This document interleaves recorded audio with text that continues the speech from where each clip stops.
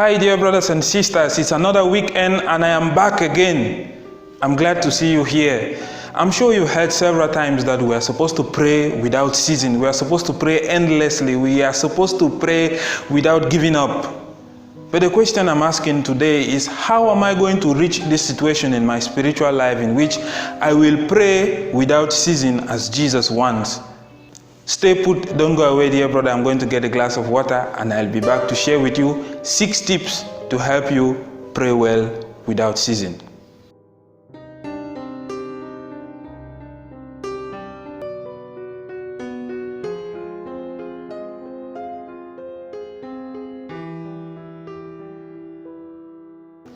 So my dear brothers and sisters, our readings for today tell us that we are supposed to pray without ceasing. The first reading is taken from Exodus chapter 17 verse 8 to 13. Our gospel is taken from Luke chapter 18 verse 1 to 8. In these 2 readings, we are clearly given examples of how we should pray without ceasing. But how are we going to do this? How are we going to reach that point in our lives in which we are going to pray to our God constantly and unfailingly? Because we go through life and we have so many things to do, my dear brothers and sisters. We wake up at 6 a.m. in the morning and we are hurriedly taking our shower to go out. We only come back maybe at 10 p.m. in the evening, and the only thing we think of is to eat and sleep. What about our prayer life? We have forgotten our prayers for the whole day, but we should be able to pray unceasingly. Our first tip for today is to trust God. God himself called us. He wants us to pray. God himself says we should pray without ceasing. So if we trust him, knowing fully well that what we ask of him, he's going to grant us, we are going to always constantly go to him. No one goes to borrow money from someone who never gives. So if you have a friend you know, whenever you ask for his help, he's going to offer that help. You always go to him. So if we trust God, knowing that whenever we ask something from him, he's going to give us, we are not going to hesitate. We are always going to constantly be going to him to thank him for whatever thing he's doing for us and asking for new things. So let us trust God, for he himself who wants us to pray will make himself available so that we can always talk to him. Our second point for today, my dear brothers, is we should surround ourselves with prayerful persons.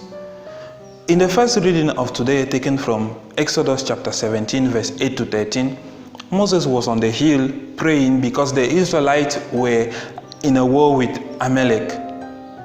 When they were fighting, Moses was on the hill with the hands raised up to heaven in prayers. Whenever the hands are up, Israel is winning. But when he puts down his hands because he's tired, Israel begins to lose. So the friends with whom he went up the mountain put a stone on the ground for him to sit, and they lifted up his hands.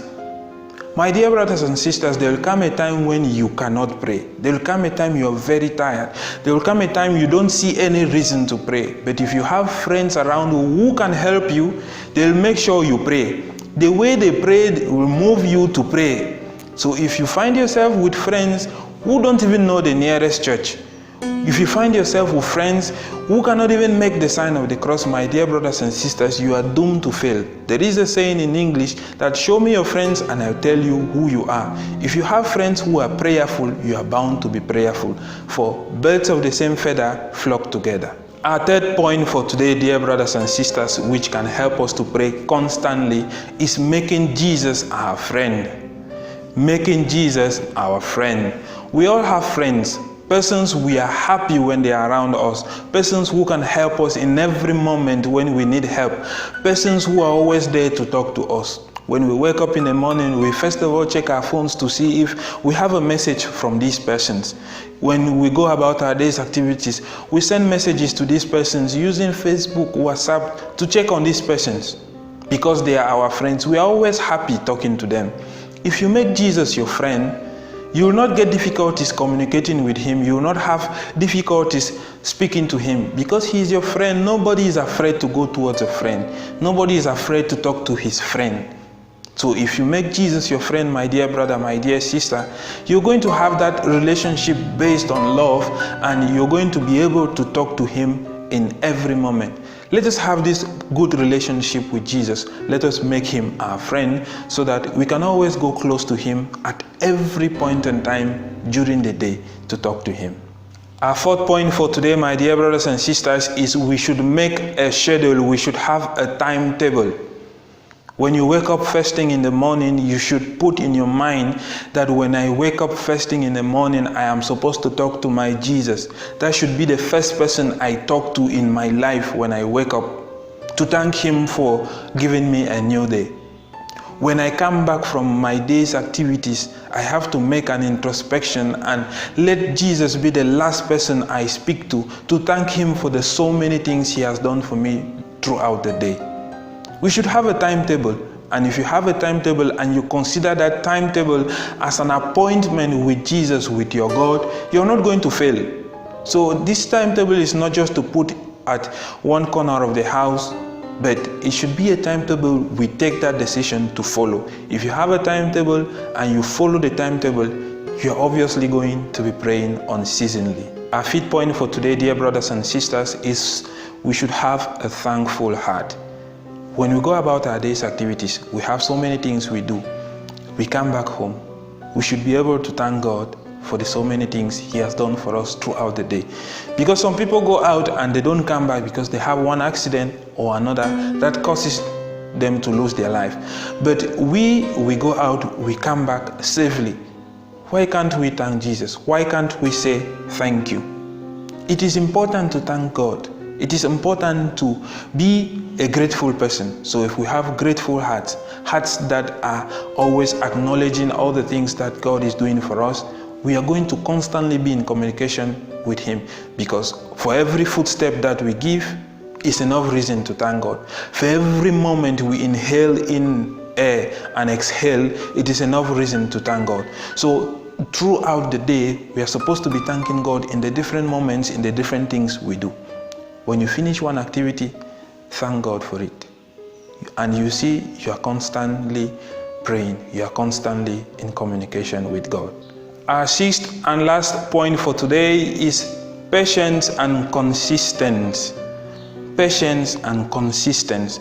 My dear brothers and sisters, if we look at the gospel of today, Jesus told a parable trying to tell his disciples how or why they should pray consistently. He tells the parable of a widow who goes to the judge seeking for justice. But the judge does not answer to this lady. The judge keeps postponing the act of giving justice. But the woman insists. The woman insists. And at one point the judge says, but it's better I give her justice so that she doesn't come here to disturb me. So my dear brothers and sisters, if we look at this story, you see the woman did not give up so soon because she had not gotten what she wanted. She waited patiently, but insisting, constantly insisting until she got what she wanted. If we are patient and we know that God will answer, then we will insist because we have a goal we want to attain. And if we don't attain that goal, we don't stop asking. So let us put our goal in mind every time we are praying, knowing fully well that God is going to answer in his due time, and we should be patient to wait for this due time, because so many days in our sight may seem like God is not hearing us. So many days in our eyes is not the same like for God. God has his own time, but we have to wait for this time, which is the time of our Lord. So my dear brothers and sisters, let us be patient, but let us insist. Let us be constant in our prayers, because the very moment you want to give up, maybe that's when God wants to answer, or maybe God is just waiting for you to insist one more time and then he says, okay, I answer. But now when you give up, you spoiled everything. So let us insist and let us be patient. So my dear brothers and sisters, those were 6 points to help you and I to be able to pray unceasingly. But why should we even pray unceasingly? Because we have put our confidence in God who made heaven and earth. That is where our help shall come from, like the psalm of today says. Let us go to him. Let us ask him for help. Let us present our joys and sorrows to him in every moment of our lives, and you'll see the wonders He's going to do in your life. May God bless you all. I'm still here, I'm not going.